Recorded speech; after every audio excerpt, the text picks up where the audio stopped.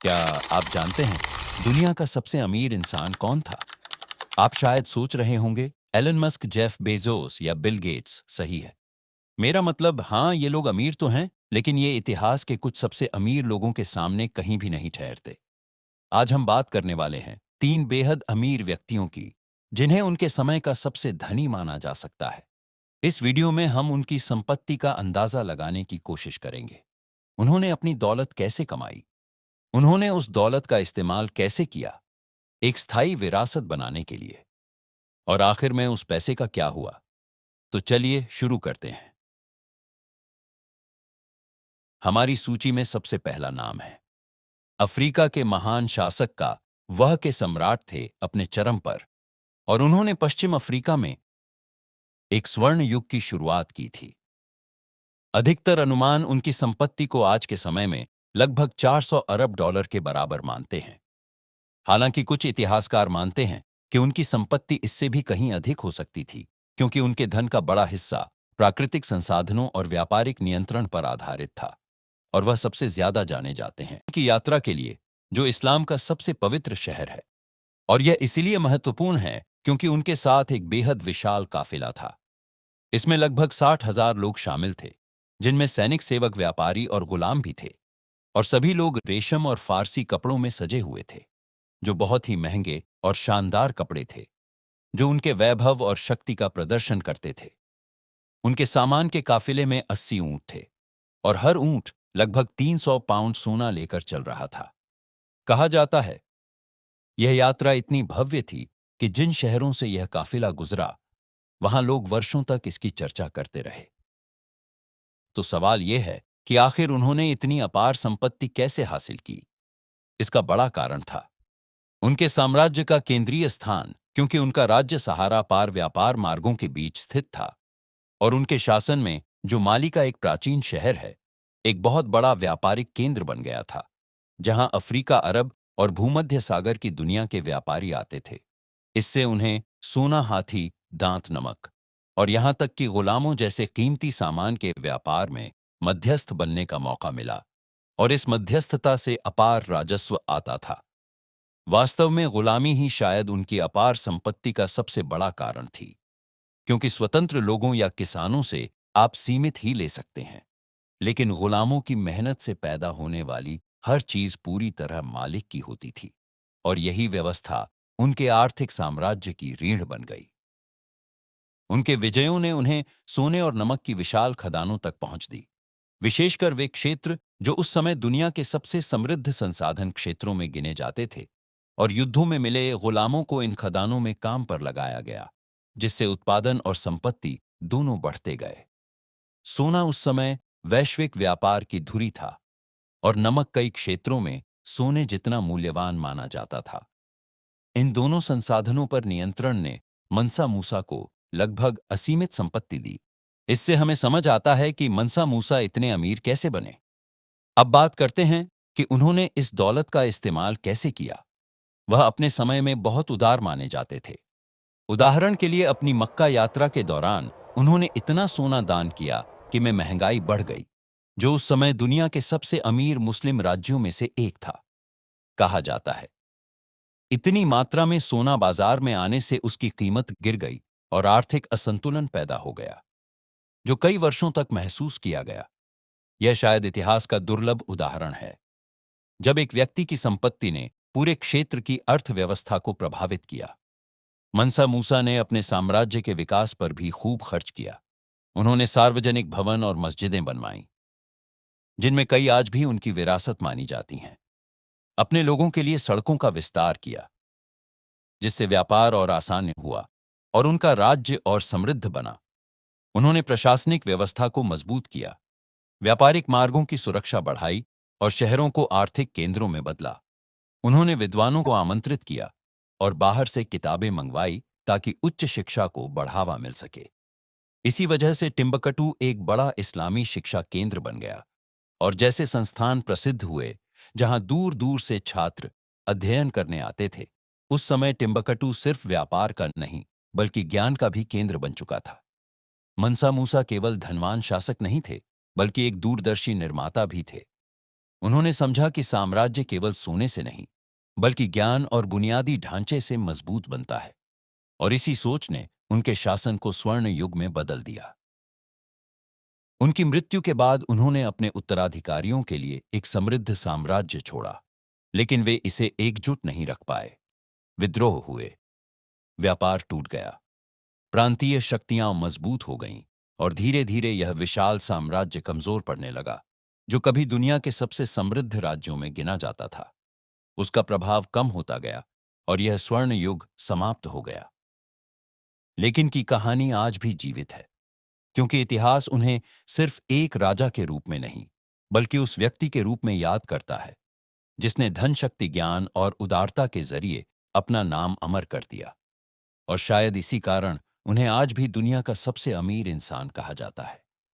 अब उसी समय जब पश्चिम अफ्रीका अपने स्वर्ण युग में था, यूरोप के सबसे रहस्यमयी और प्रभावशाली धनकुबेरों में से एक थे, जिन्हें इतिहास जैकब फुगर द रिच के नाम से जानता है। वह 15वीं और 16वीं सदी में के सबसे शक्तिशाली वित्तीय साम्राज्य के मालिक बने, और कई इतिहासकार उनकी संपत्ति को आज के समय में सैकड़ों अरब डॉलर के बराबर मानते हैं। कुछ अनुमानों के अनुसार उनकी संपत्ति उस समय पूरे यूरोप की अर्थव्यवस्था के बड़े हिस्से के बराबर थी, और यही वजह है कि उन्हें इतिहास के सबसे अमीर लोगों में गिना जाता है। लेकिन सवाल यह है कि आखिर एक व्यापारी परिवार का बेटा इतनी अपार संपत्ति तक कैसे पहुंचा। का जन्म जर्मनी के शहर में हुआ, जहां उनका परिवार पहले से कपड़े के व्यापार में था। लेकिन जैकब सिर्फ व्यापारी बनकर संतुष्ट नहीं थे। उन्होंने जल्दी समझ लिया था कि असली ताकत व्यापार में नहीं, बल्कि पैसे के नियंत्रण में है, और यहीं से शुरू हुआ उनका वित्तीय साम्राज्य। उन्होंने केवल कपड़ों का व्यापार नहीं किया, बल्कि बैंकिंग में कदम रखा और राजाओं, सम्राटों और पोप तक को कर्ज देना शुरू कर दिया। उस दौर में जब युद्ध, चुनाव और साम्राज्य चलाने के लिए धन की जरूरत होती थी, तो यूरोप के शासक जैकब फुगर के दरवाजे पर आते थे। धीरे धीरे वह सिर्फ व्यापारी नहीं, बल्कि राजाओं के बैंकर बन गए। उनकी अपार संपत्ति का एक बड़ा कारण था खनन उद्योग पर नियंत्रण। उन्होंने चांदी और तांबे की विशाल खदानों में निवेश किया, विशेषकर और की खदानों में, और जल्द ही यूरोप के बड़े हिस्से के धातु व्यापार पर उनका नियंत्रण हो गया।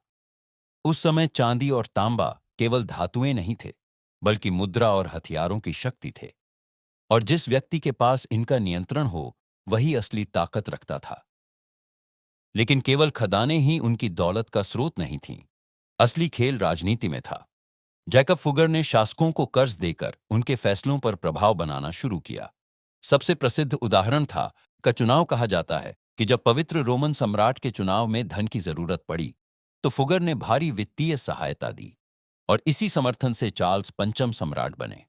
इससे समझ आता है कि जैकब केवल धनवान नहीं थे, बल्कि यूरोपीय राजनीति के पर्दे के पीछे सबसे शक्तिशाली खिलाड़ियों में से एक थे। वास्तव में कुछ लोग कहते हैं राजा ताज पहनते थे, लेकिन असली शक्ति फुगर के खजाने में बैठी थी। अब बात करते हैं कि उन्होंने इस अपार दौलत का इस्तेमाल कैसे किया। केवल धन इकट्ठा करने वाले व्यक्ति नहीं थे। उन्होंने अपने व्यापारिक साम्राज्य का विस्तार किया। बंदरगाहों, व्यापारिक नेटवर्क और वित्तीय संस्थाएं खड़ी की, और पूरे यूरोप में एक ऐसा नेटवर्क बनाया जो आधुनिक बैंकिंग की नींव जैसा था।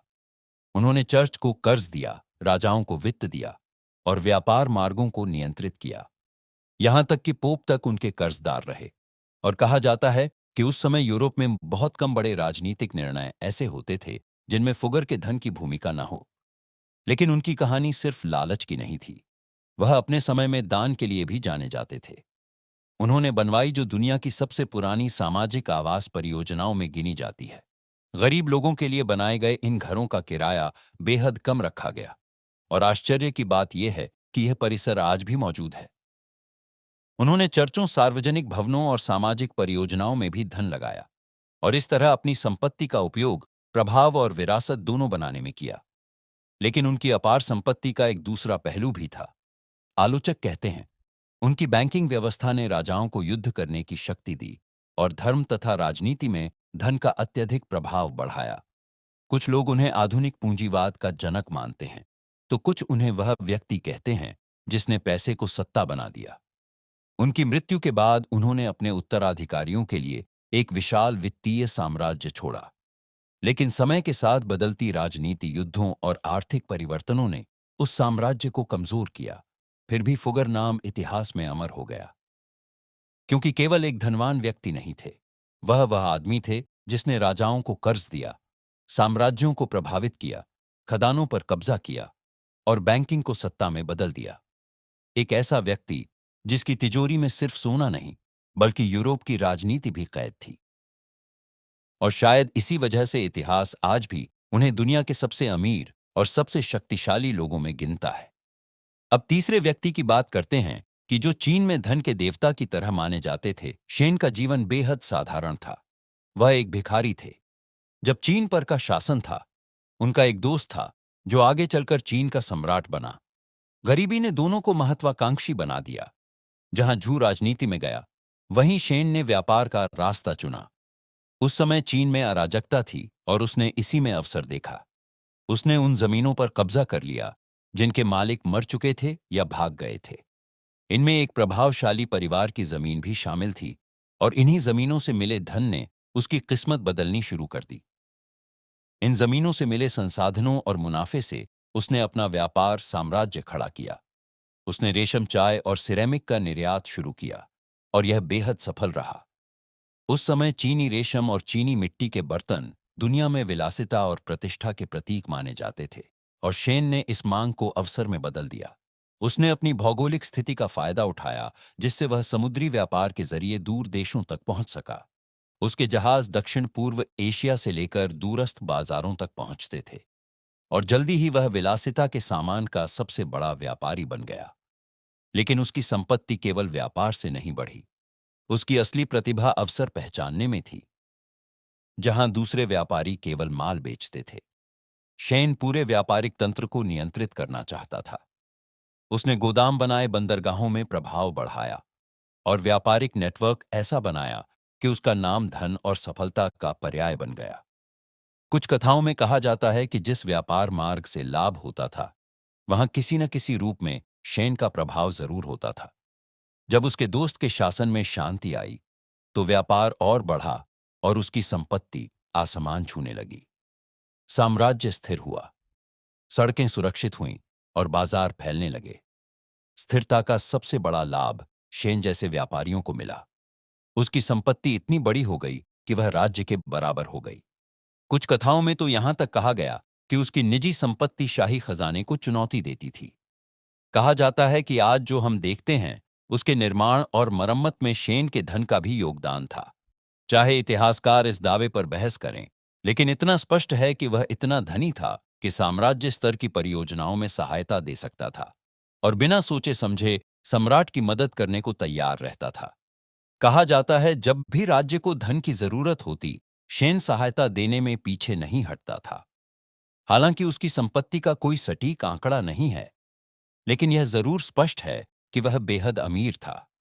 कुछ लोग उसे चीन का सबसे अमीर व्यापारी मानते हैं, तो कुछ उसे किंवदंती और वास्तविकता के बीच की शख्सियत कहते हैं।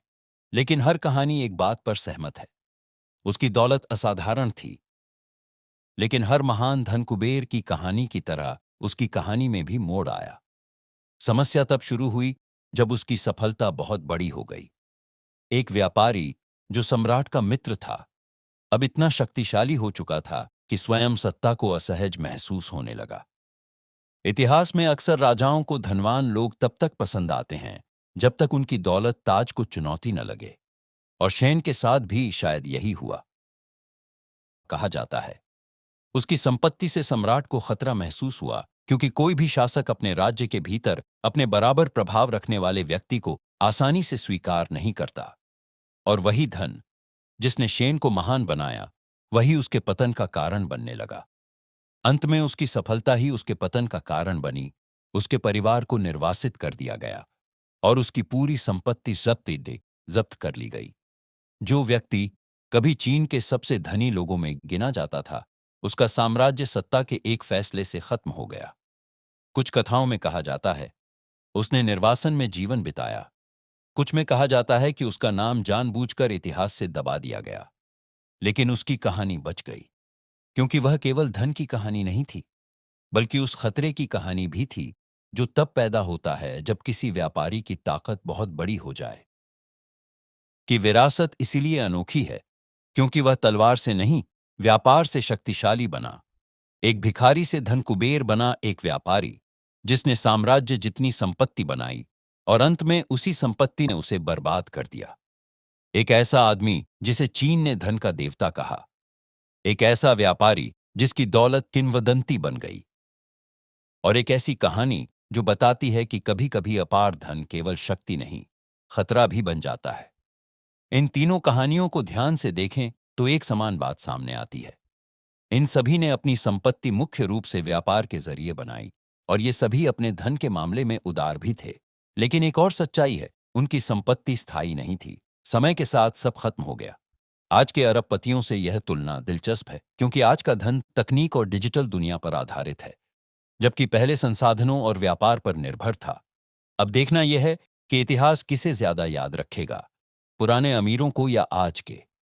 अगर आपको ऐसी कहानियां पसंद हैं तो वीडियो को लाइक करें, चैनल को सब्सक्राइब करें और कमेंट में बताएं आपके अनुसार इतिहास का सबसे अमीर इंसान कौन था। मैं आपसे जल्द मिलूंगा।